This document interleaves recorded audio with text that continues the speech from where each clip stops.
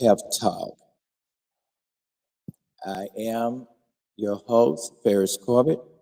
Health Talk is a part of He Cares Training and Education Center, where yours truly is the program director, and Ms. Deidre Willis is our program manager. We just want to take this time and this opportunity to thank each and every one of you that are tuning in, and those of you that will be joining us later, and those of you that will probably review the broadcast a little bit later on. Tonight, we're excited about our topic on tonight. We're excited for the guest speaker who we have with us tonight. And we're grateful that she took the opportunity to accept the invitation to come and be our guest speaker on tonight. Again, we're not here to make any type of diagnoses nor provide any type of treatment. That is our disclaimer. Amen. Health Talk is solely to provide you with health information and health education on various health topics. During the presentation, you will be able to ask any questions of our presenter. You simply type in your question, your comment in the comment section. We will make those questions available to our presenter, and she will be able to provide you a response in real time.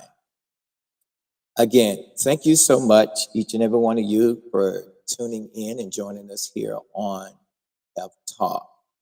And without further ado, we're going to ask that you put your hands together, give a round of applause as we prepare to bring our speaker for this evening on board.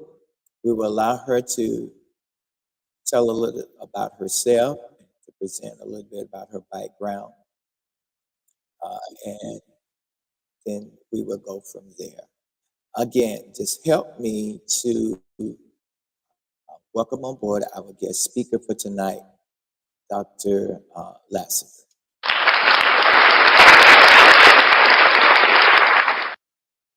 Good evening, Dr. Lassiter. Are you able to hear us? I can hear you, Ferris. Can you hear me? We can hear you very good. Thank you so much. Thank you so much for joining. I also see that our program manager, Ms. Willis, have also joined us. So we're going to be bringing her on board as well. She is the program manager for He Cares Training and Education Center. So we're excited to have her on board with us today, this evening. So just bear with me just a few seconds while I make a few adjustments here so that we can get Ms. Willis on board. So just bear with me here just a second. Just need to make a few adjustments here.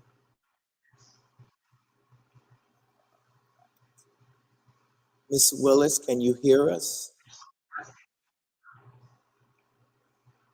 Yes, we can. Thank you so much for joining us tonight.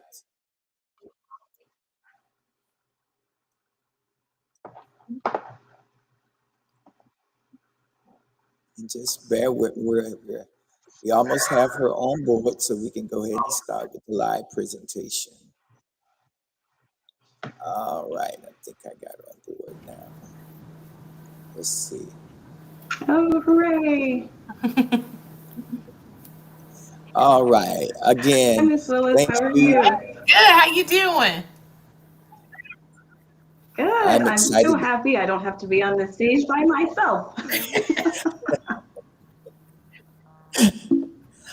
So, Dr. Lassiter, if you would, I'm always happy to have company.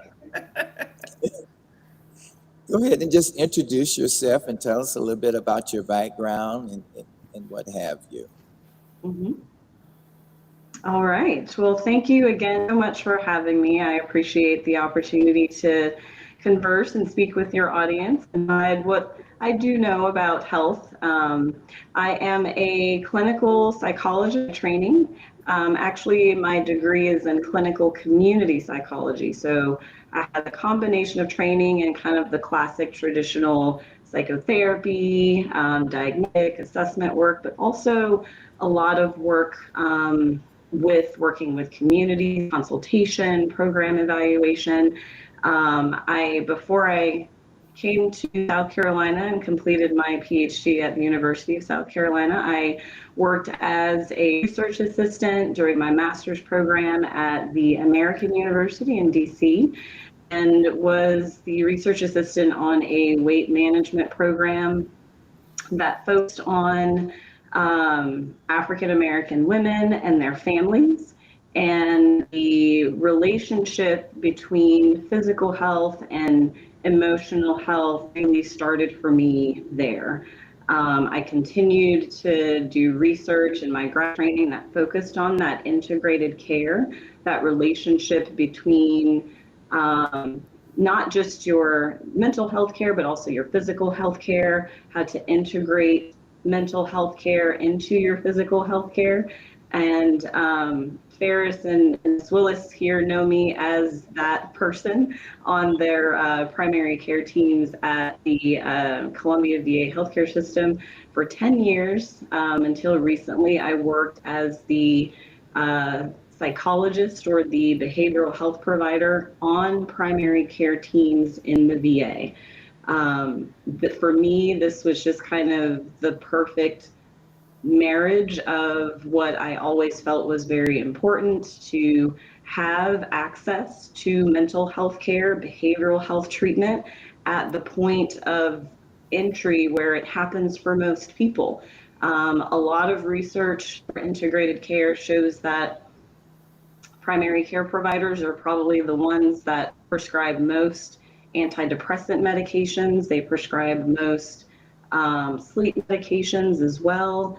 And to have a behavioral health expert on that team is something that I've always felt was really important, and really appreciated having the opportunity to work as part of that integrated team.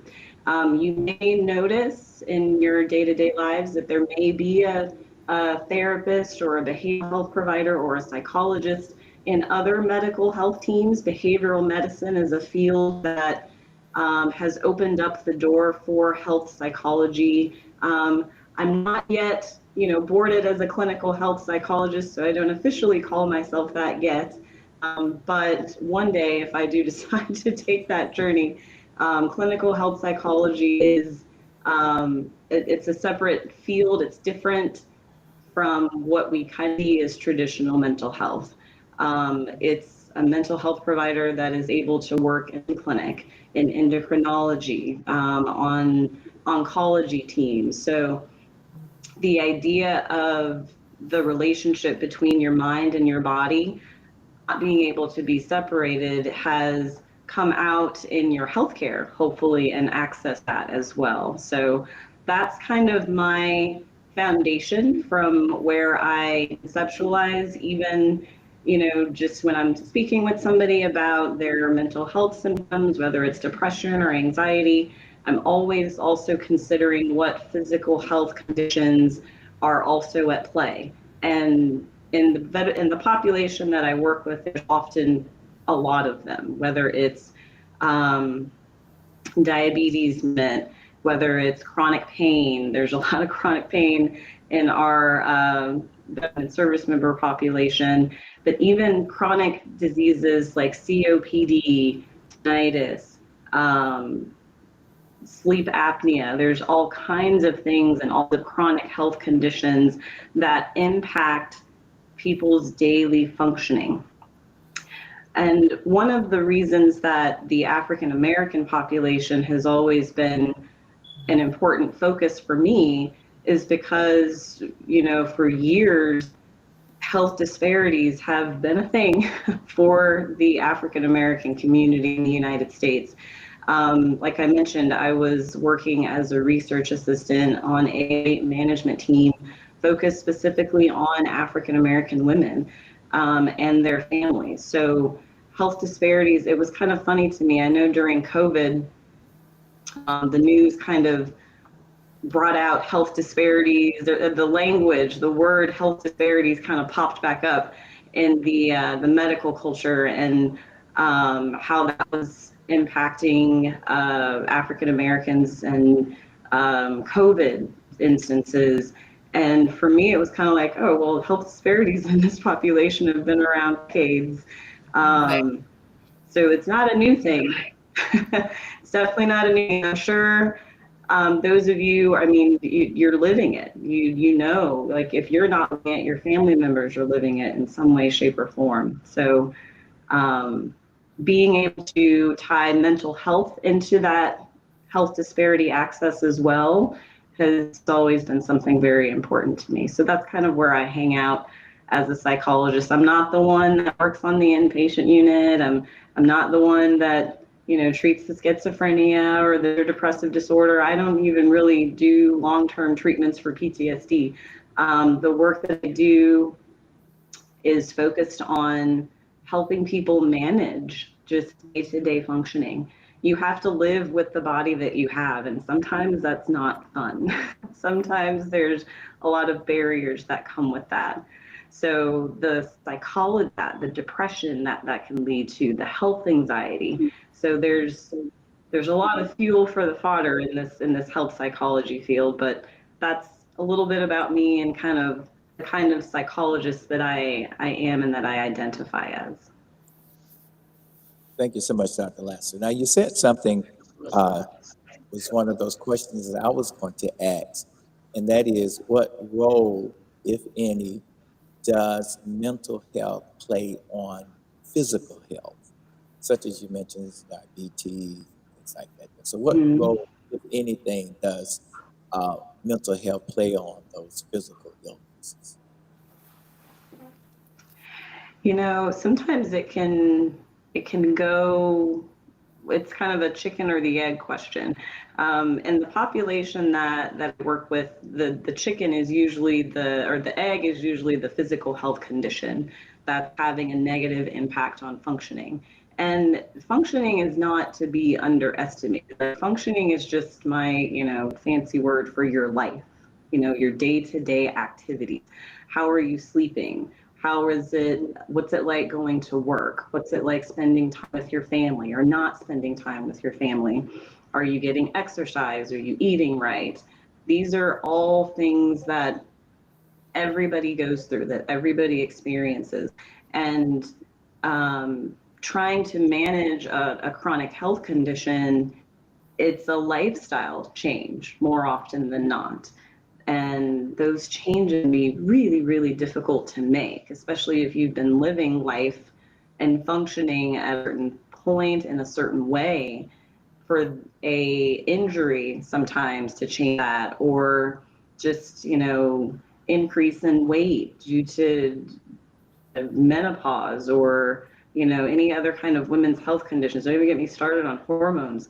The body is what we move through the world with, right? So how one perceives themselves, their identity, what they can and they perceive that they're able to and not able to do, that directly impacts sadness, that can directly impact fear of what can happen, you know, what's going to happen, what's going to be the prognosis. And those things can definitely have a significant impact on the life that one leads. Now, there are also instances, I don't see them as often, but where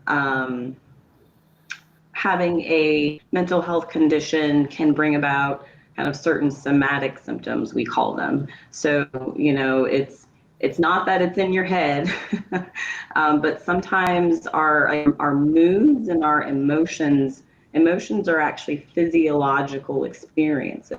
So there's it involves hormones, it involves sleep regulation, circadian rhythms, you know, all kinds of things going on at a biochemical level. Hence why there's, you know, a whole class of medications that can help with managing the symptoms.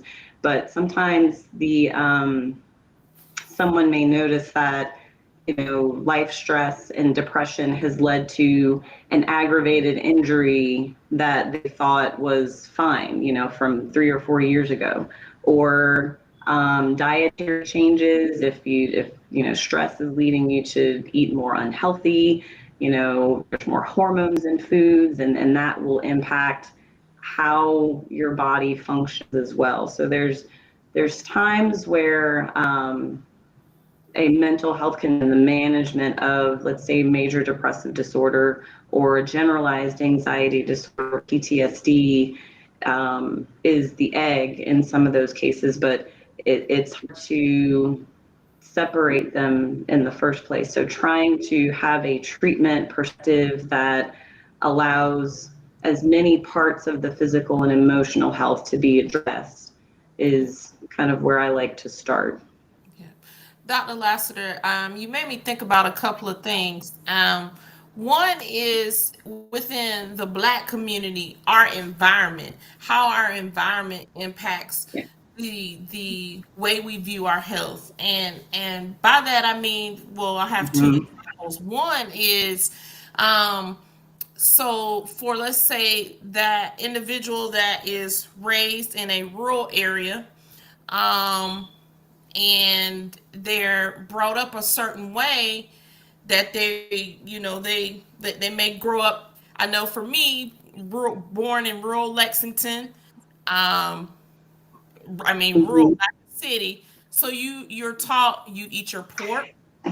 You putting your pork in your green. Mhm.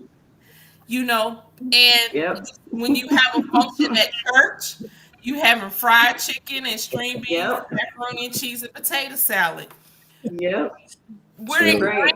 Yep. we're taught that this is right. This is a part of our environment, and I found that a lot of times it's hard for some of my colleagues of different races to understand this is a part of us culturally. Mhm. And especially Absolutely. your socioeconomic status plays into that. What can this individual afford? Mhm. So sometimes you have to sit and say, okay, not that you want to get all in their business financially, but I'm not going to tell you to go to Whole Foods if I know Whole Foods is not in your budget. you know Right.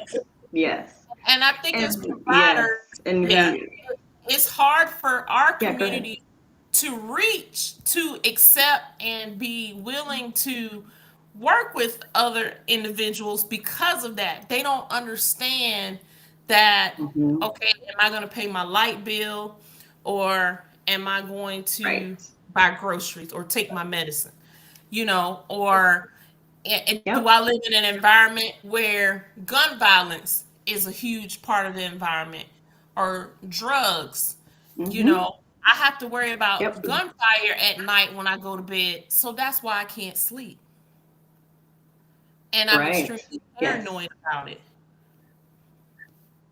So Absolutely. I was just had And that comment. I think yeah, there's so much there. There's the cultural piece, right? We call it certain things. We call the traditional Southern African American diet soul food, like it has a name. So, y'all, there's a movie, So, and one of the things that all humans do is commune around food. Our Mhm. food is cultural. True.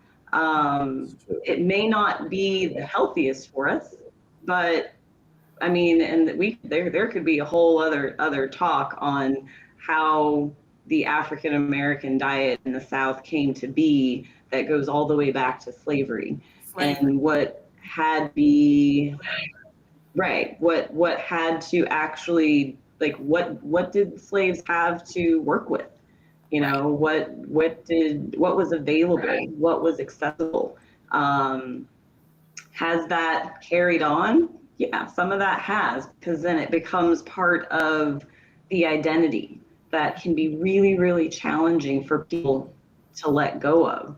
But I don't know that we have to let the non-black races have all the fun with healthy foods, right? Like Right. this is, or even the foods that we do consider part of our culture, I'll be honest. I think my vegetarian version of collard greens is pretty good. I've had some vegetarians tell me so. There's ways that we can keep the food itself and prepare it in a way that still tastes good and is more healthy for us and is in certain portions that are appropriate for humans. But that takes a long time, and it is a mindset.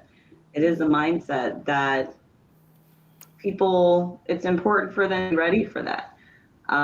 If you have diabetes and you don't want to give up the fried chicken, then you might want to consider the impact of what that is actually doing to your diabetes management. If you have something that requires an anti-inflammatory diet, or there's what's the one for cardiovascular disease? What do they call that one? That Dash cuts down on diet. the salt in their Dash. name. The Dash. DASH diet, right. DASH diet, right. That's right. The medical research behind a lot of these things, and I say medical research, know full well that not all of the research is done on African Americans. Like, I just put that out there. That is the reality of medical research. Um, Sometimes it is, but a lot of times the population in these studies not look like us. Hence the need for more African American research, medical providers. Like I said, it kind of just it goes down the chain. We are present. We can create research studies that answer the questions that are most important to our community. So there's that cultural piece there that people don't necessarily want to let go of, or we're coming up on Thanksgiving, right? We all know what's going to be like. And Christmas as well, New Year's, at least our New Year's tradition is healthy. We've got a good teen and black eyed peas, and we've got a green. Just we'll take that. We'll take that. But being able to make adjustments for your health. One other And thing that's where the challenge is. yeah. One other thing I wanted you to touch on, because I know time is of the essence, but I wanted to touch on the Hmm. Black church. And Yes. the reason Hmm. why is And because its influence.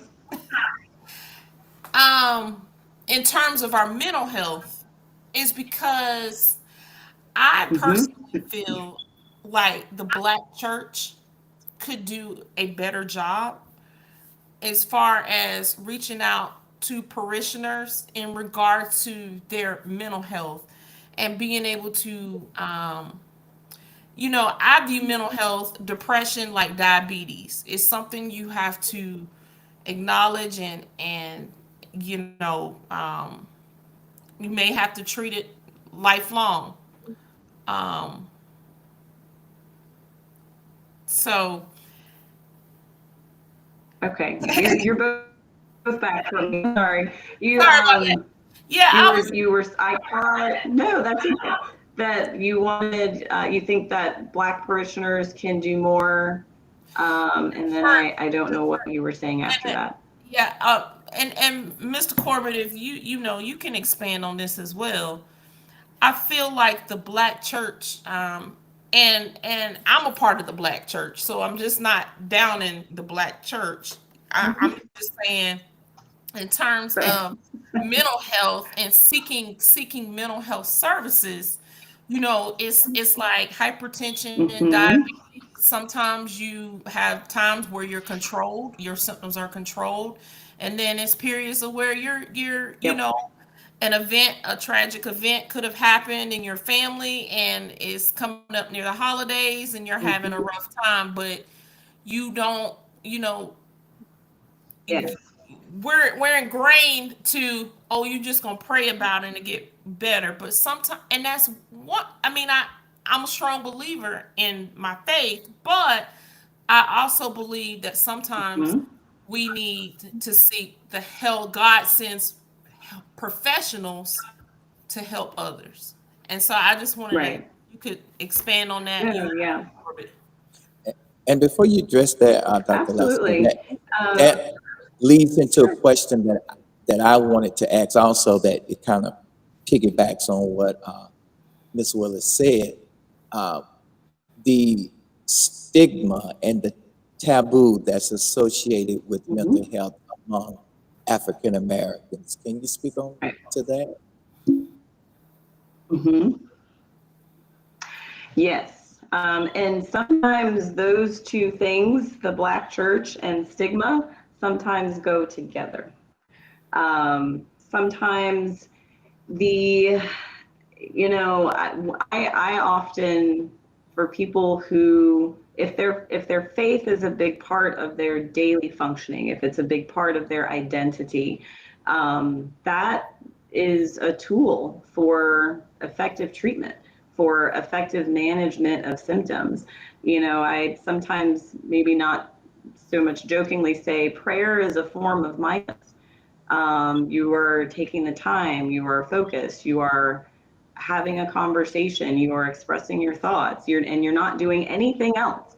So, and sometimes prayer can be relaxing in that way physiologically. The behaviors that we do, and kind of the root of behavioral medicine, is that sometimes our behaviors impact how we feel physically, because those things are intertwined. So if one of the, it's ironic you mentioned churches, because that research program, that weight management program that I'm in DC, it was through Black churches in the metro area.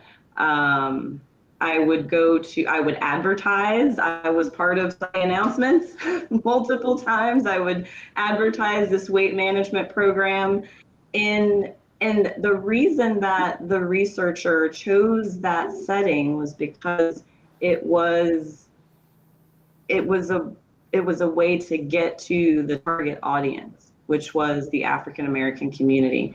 When we eat, when we commune, when we spend time with each other, um, when we celebrate, it's usually with a church family. A lot of times people go to church for the community and being able to be around people, not just the word or receiving the word. That's obviously a part of it. But, with churches closing during COVID, we saw a significant increase in anxiety and depression during COVID for multiple reasons. But one of the main outlets for a lot of people was church, and churches were closed. And quite frankly, not every church could get online and have a service online, and it's still not the same, right? It's not, Right. it's, Still not. or you come and sit in your car, and the pastor's in the parking lot and you're listening. That's not what we see church as, in the African American community now. And oftentimes what I've noticed is, African Americans, when they are facing stressors, when they are dealing with mental health conditions, they will turn to their church family, they will turn to their church leadership. So to your point, Ms. Willis, I do think, I would say, it is very important for pastors to, I mean, they don't have to go and get a full counseling degree, but it couldn't hurt. And to be mindful of that, sometimes it's not enough to just pray about it. So you're still a human. There's still physical things going on that may require a physical treatment. If you need someone to pray with you to make a decision about moving forward, that's one thing. But the idea that, I mean, and again, I don't want to I don't want to speak negatively or judge how, like, people's relationship with their faith. That's not what I'm trying to do. But to Ms. Willis's point, I think it is important for church leadership to acknowledge that depression is real, anxiety is real, that there are real ways that they can help people manage without having to send them to therapy. You know, working in primary care, I kept more at the primary care level of care than I referred, because self-management, you know, tools, just being able to talk out and problem solve, set goals. And, you know, our pastors and pastoral counselors and chaplains have a very unique role in providing that support in a spiritual context. If that's the message in which the person is going to best receive the information, then that's how that, I think that's great. Whatever works is what people should do. I do think that there are, help, yes, that they have, that there is an issue happening. But also to normalize it, to work to normalize that everybody experiences depression. If someone tells you they've never been depressed, I don't know. And I say this, not that not everybody has a diagnosis of major depressive disorder, which is a very specific symptoms. It involves duration, severity, all kinds of things. But feeling down, having low energy, poor sleep, those are things that most humans have experienced. Let's say most humans. Same with anxiety. Anxiety is the natural expression of the basic emotion of fear. Sadness is another basic emotion. And so depression is kind of a spin-off of that. I don't know if you guys have seen Inside Out, but that is one of my favorite and the best Disney movies that I would watch as an adult again, that each of the basic emotions that we are born with, that science says we are born with. So that's joy, sadness, anger, disgust, and fear.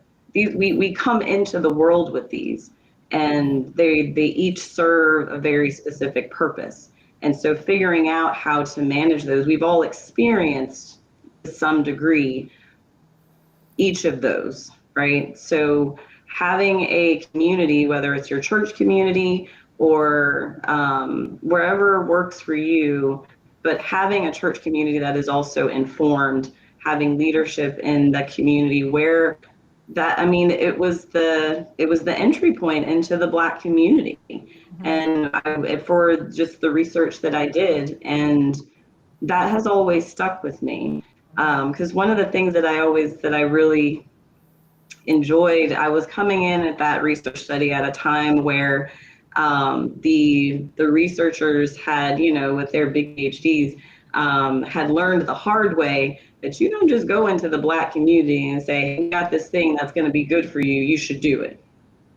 Nah, that's not gonna work. And it didn't work. It did not work. They had to back up. They identified the key stakeholders. They had so really, if you want to do research in a church, you can talk to the pastor, but the pastor's not the one running things at the day, right? That's not the person that is in charge of all of the different ministries, and they had to get into the weeds and figure out, okay, who is the gatekeeper? Who are the stakeholders? And that was the way to get to that community.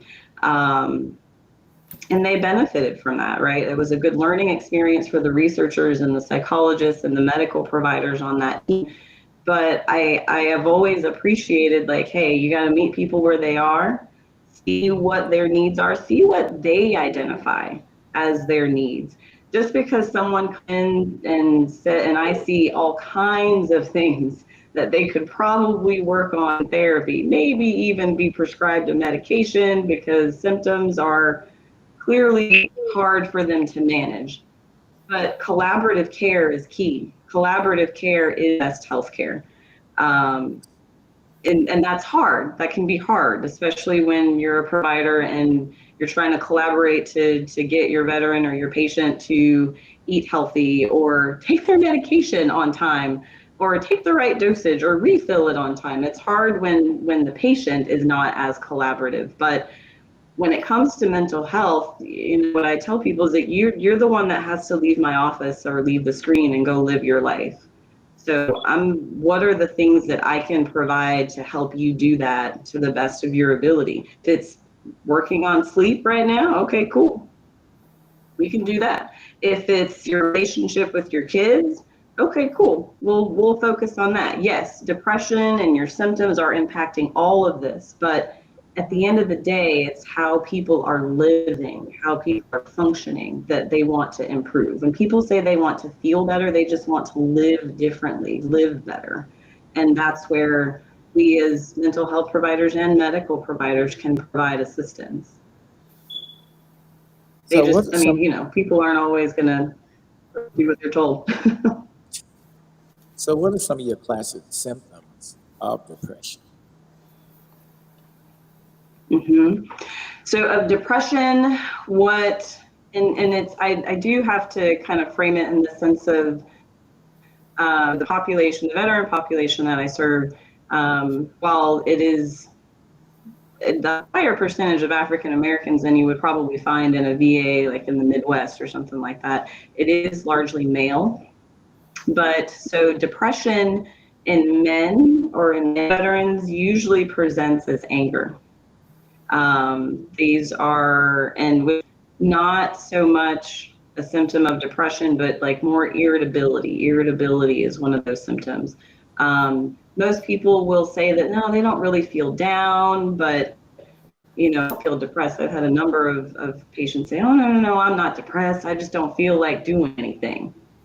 Okay, that's cool. We don't have to name it. We don't have to name it. That's a symptom.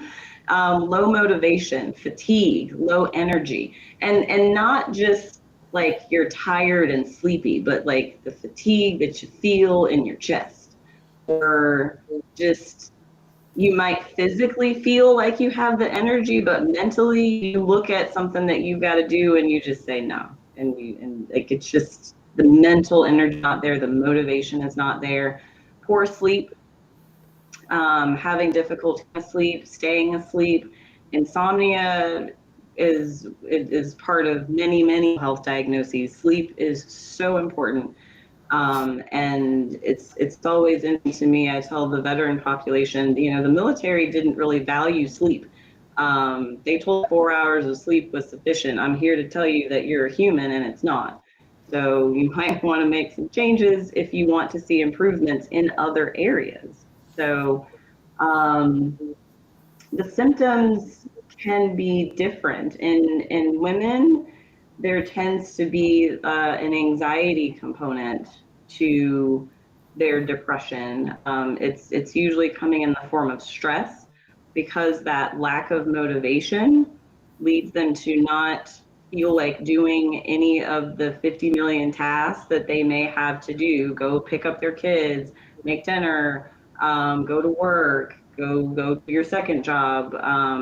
And not that men don't have these same stressors. I've just found that at least with the female veteran population, and perhaps this translates to outside of that, but women, we tend to run the household. A lot of the day-to-day functioning of our family, we are usually the caregivers of our elder or ill patient or parents or aunts and uncles. To be the caretaker and not put yourself on that caretaker list, like as someone that yourself that you take care of, it usually leads to burnout. So for women, I often see burnout, fatigue, low motivation, but then because they're not doing the things that they feel they need to do, anxiety starts to build, a lot of self-shame, and guilt, which these are signs that really just the low motivation is where treatment can be targeted, breaking down larger tasks into smaller pieces. And self-compassion is one of the most important things that I've learned over the years, that is most difficult for people to like self-compassion in the sense of, yes, you can come to therapy and you can set goals, but if you aren't patient with yourself, and have expectations beyond what is reasonable to move, it just kind of creates this cycle of, oh, well, I wasn't able to achieve that. I'm terrible. I'm a failure. Things that people tell themselves are words to ourselves as well as other people matter, but they to ourselves as well.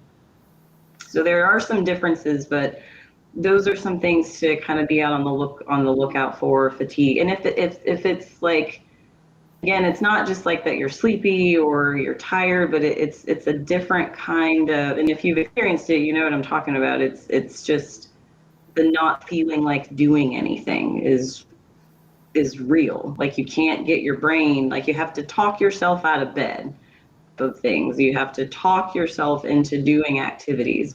That might be an indication that there's some depression going on, and just slow down and take things one little bit at a time. If you have to talk yourself to bed, cool. Make sure you praise and congratulate yourself for putting your feet on the floor and getting up. Those are the things that we take for granted, that we need to appreciate, is to make sure that we are self-motivating and loving oneself, caring for ourselves, and being patient, because it's not easy.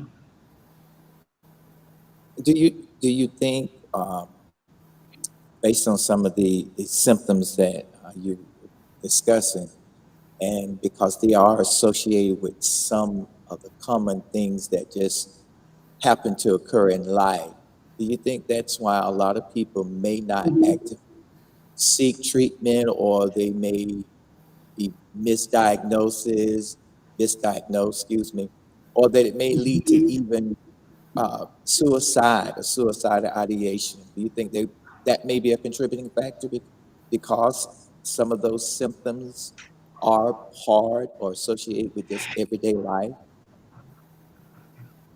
Mm-hmm. Yeah, definitely. And I think particularly in the African American community, there was a couple of pieces of research that I was recently looking at, that I found very interesting. On one end, because of how African Americans may or may not present treatment in terms of expressing, difficulty with depression, coming outright and saying it. I have noticed that outside of the VA system, even at my own annual appointments, they give the PHQ too. It's like, oh, I know those questions. So the VA has done a really good job of making sure those screeners are at the primary care level. I appreciate you, Ms. Willis, answering and asking those questions. It makes, but that's usually, again, the point of entry and for the access to care. So asking those questions at that point is very important. I know it's a lot of additional work, but on one hand, that depression was often misdiagnosed because the provider just missed it or didn't see it because it was just seen as everyday stress, or maybe the person presented with more of a medical issue or something like sleep, the safe things to talk about, right? Nobody wants to name what it is. No one wants to call it depression. No one wants to call it anxiety. In our population, they are really quick to want to call it PTSD, but that's for other reasons. Not everybody has PTSD. Not every veteran has post-traumatic stress disorder.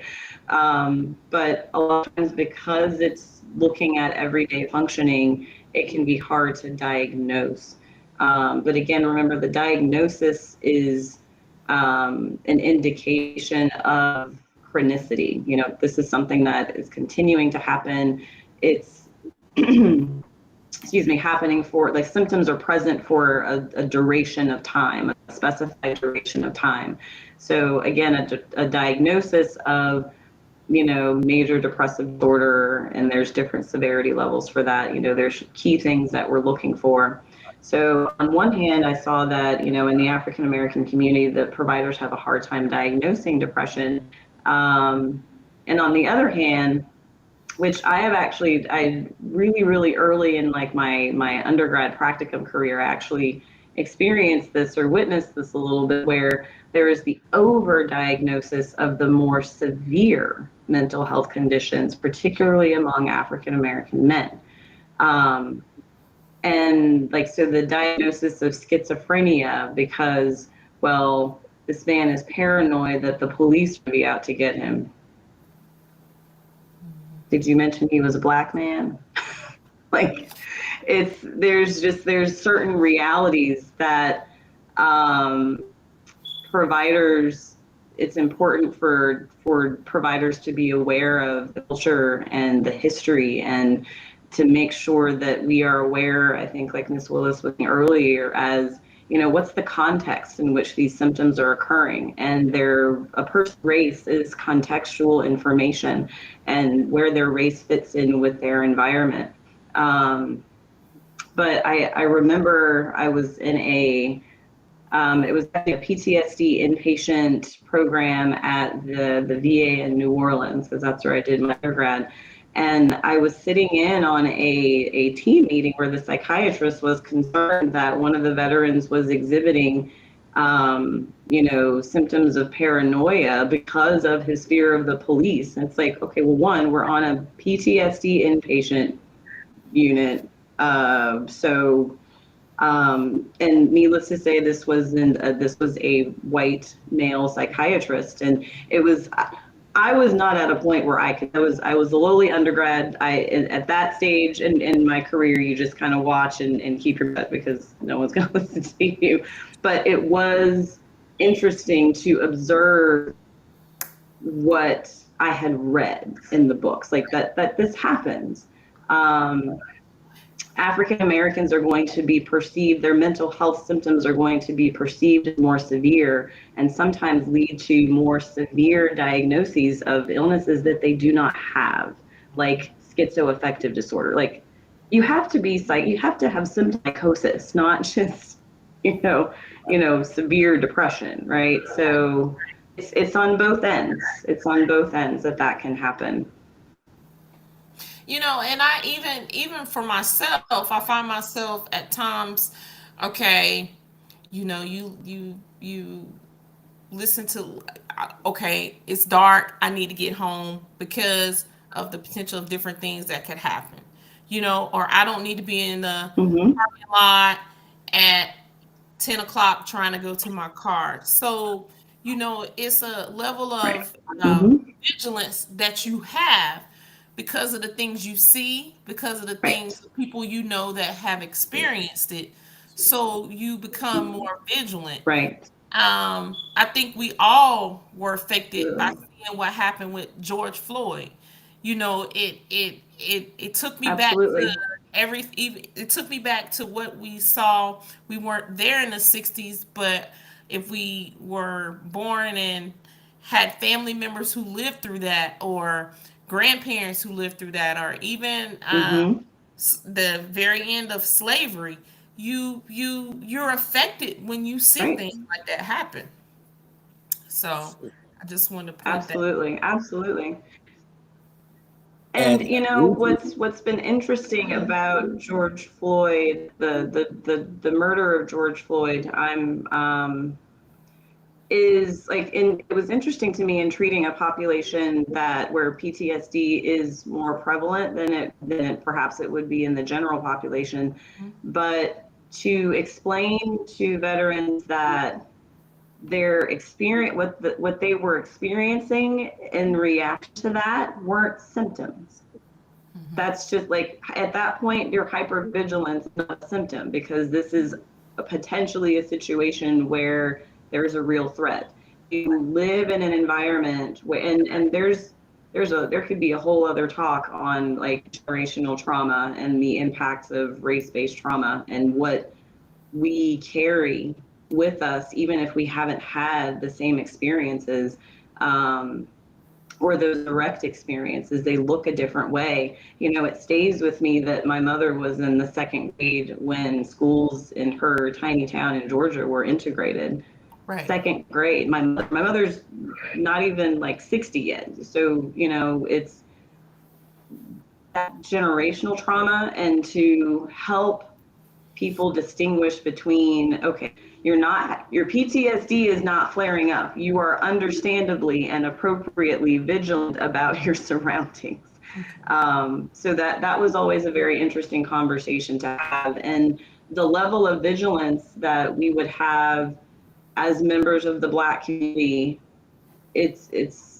we know that it's always going to be different. And I think that's important for healthcare providers, mental health care and medical health care providers, to recognize, again, context is so very important.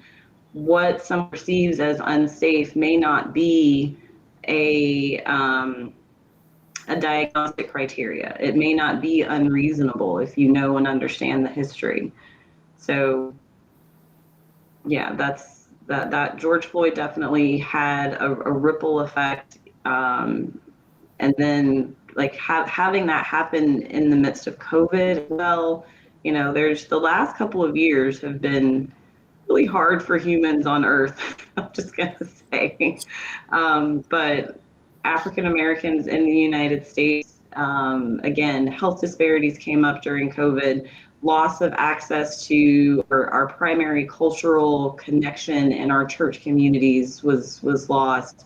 Already kind of being at a disadvantage population-wise with a number of health disparities, falling into that,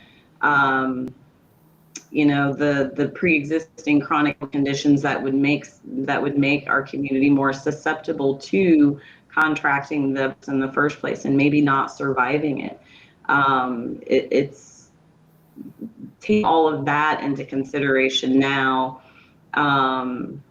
There were a lot of people who experienced, you know, more increased family stress because, well, you're stuck in the house together. Or again, just that lack of motivation. Even seeing now as things are open, and not everything really closed in South Carolina, but it's hard for people to get back out there. You know, anxiety around, okay, is this place safe? Is it safe for me to go? And talking people through those thoughts, those emotions, that's treatment for anxiety. That's treatment for depression. Whatever is going to help manage day-to-day functioning and for people to live the lives that they want to live, I think is our goal as medical providers as well as mental providers as well. These are great questions. We would just like to say, if any of you that are viewing, if you have any question that you would like to present to Dr. Lassiter, you may just type your question in the comment section, and we will make that question available that she may provide a response to you in real time. Again, very, very good topic, very good discussion regarding mental health. Mental health is a serious condition, and a lot of people, especially among the African American community, because, as we discussed earlier, the taboo and the stigma that's associated, you just didn't talk about, you know, I'm depressed. You didn't talk about I have anxiety. They would tell you what, like, suck it up, or that's a sign of being weak, and things of such that nature. So, or being touched. I think that's another term that I would hear a lot. Oh no, it's just still touched. Yes, and then that person is treated differently in the community that really ideally would be supporting them. As a Black community, the same expectations that we would have for our mental health providers and understanding the cultural life and experiences of an African American community, what we would expect of our medical providers, what we would expect of our parishioners, I think it's important to expect of each other as well. If you have a family member who is struggling with depression, it's okay to talk about that. It's important to normalize that, even if it's uncomfortable. And depending on, where that person is in their own journey, just sometimes just knowing that there is somebody there if and when they decide to reach out for help, sometimes that's enough. So making sure that we within our community are supportive, are the stigma the erasing of the stigma starts with us and how we see mental health and how we interpret what it means and what it looks like. Like I said, there's people around that suffer with bouts of major depressive disorder, every day, that are prescribed medication for that. And I also want to say medication it doesn't have to be the option, but it is an option. And to take medication does not mean that you are weak, does not mean that you're not putting in the work. Sometimes the chemical imbalance is one that, if you want to get through and get things done in your day-to-day life, I often describe the medication component as it's like your depression symptoms present like you're in a room, fire somewhere, and so the room is full of smoke, and an antidepressant doesn't put out the fire to make the smoke go away. An antidepressant opens the window so that you can get a little breathing room, be able to use the skills that you may at one time had access to. That mental lack of motivation and fatigue is real, and not being able to overcome that on your own does not make you weak. It makes you a human, and it's okay. And being patient with yourself. And if you don't have the time to, learn all the coping strategies, and if you've got, dinner to make, work to go to, I usually recommend vacation for people who aren't able to come in for, just a brief 30-minute session or can't take a break from the day. That's the reality of people's lives, and that's okay. That doesn't mean that mental health treatment is not available to you. Medication, oftentimes people will say, well, I don't want to become addicted. There's so much education around medication for anxiety and depression that I happily provide. And I always make sure the patient is clear. It is your choice. It's something you are putting in your body, but here is how it can be helpful. And, again, that self-compassion piece is what's really key to doing what works and being okay with giving it a shot. Because there's a lot of people that are like, oh, I feel like I should be able to do this without medication. Why is that? I wonder. And these are the questions that we ask ourselves are really the questions that we should also answer. Why do you want to try it without medication? It could be effective. I mean, there may be a reason, but if it's something more along the lines of shame and guilt, I mean, again, that can still be the person's choice. But if the goal is to improve your quality of life in the moment and use whatever tools are available to you, it may always work, but you won't know unless you try, if that's something that people are open to considering. And ask your primary care providers all of the questions. Sorry, Ms. Willis. All of the questions about interactions. If she doesn't have the answer, she will send you to someone who does, and any primary care provider should. like just whatever questions that you have about side effects and things like that. And this is of any medication, really, not of just, mental health medications. Any medication, know what you're putting in your body, what it's supposed to do, and how to tell that it's working. Those are key questions for medications that I believe is important, and mental health medications included. So,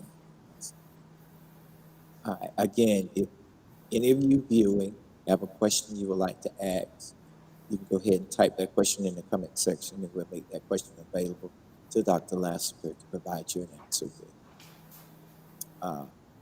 Ms. Willis, is there anything you would like to add? No, it was a great presentation, and just I appreciate your time, Dr. Lassiter. Yes, we greatly I'm appreciate it. happy to provide it. Absolutely. Thank you for the invitation. I'm glad I was able to join you all. Yes. And again, we would just like to take this time to say If there's thank any you. questions that come, Yes, I go would ahead. say if there's any questions that come after the fact, feel free to just send me those, and I can provide answers as well. Sure, we will do. Again, we would just like to take the time to say thank you to Dr. Lassiter for taking time out of her schedule to join us here on Health Talk. And let's just give her a great big hand of applause for taking the time to join us here today.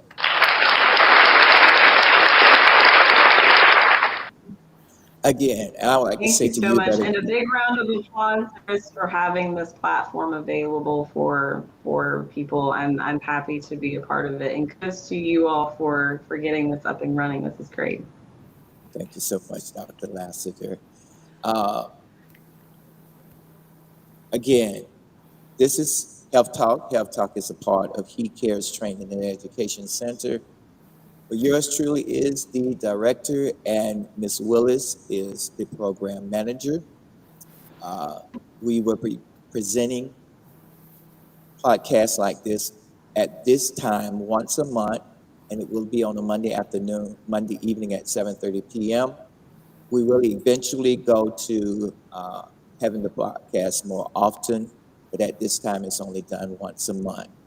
Next month, podcast will be December the 2nd, if I'm not mistaken, and we will have a holistic practitioner as our guest speakers. So you will want to join us and tune us in with us on December the 2nd at 7:30 p.m. here on Health Talk. Again, if there be no additional questions for Dr. Lassiter, if you do have any questions, even after we have ended this broadcast, you may present your question to us, and we will get those questions to Dr. Lassiter for you. All right. Any last words, Dr. Lassiter? No, just thank you again for being here. Thank you to the audience joining, and take care of yourselves. It's okay. It's okay to do that. Thank you, Dr. Lassiter. And Ms. Willis, any last words from you? No, it was wonderful. Thank you. Again, thank you all so much for joining us. We thank you, Dr. Lassiter, for coming and joining us. Thank you, Ms. Willis, for being a part of us. Again, join us Monday, December the 2nd, if I'm not mistaken, 2022, 7:30 p.m. here on Health Talk. Health Talk is a part of He Cares Training and Education Center, where yours truly is the director, and Ms. Willis is our program manager. Until we meet again here on this podcast, take care of yourself. God bless you. And guess what? Stay healthy. We'll see you soon. Bye-bye now. Bye bye.